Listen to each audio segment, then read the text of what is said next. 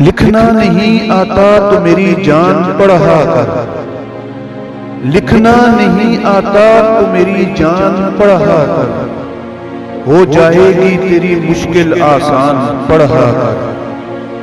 پڑھنے کے لیے اگر تجھے کچھ نہ ملے تو، پڑھنے کے لیے اگر تجھے کچھ نہ ملے تو، چہروں پہ لکھے درد کے عنوان پڑھا کر۔ لا ریب تیری روح کو تسکین ملے گی، لا ریب تیری روح کو تسکین ملے گی، تو قرب کے لمحات میں قرآن پڑھا کر۔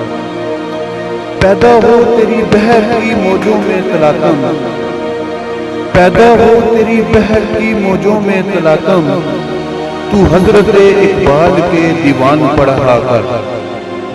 آ جائے گا تجھے اقبال جینے کا کرینہ، آ جائے گا تجھے اقبال جینے کا کرینہ، تو سرور کونین کے فرمان پڑھا کر، تو سرور کونین کے فرمان پڑھا کر۔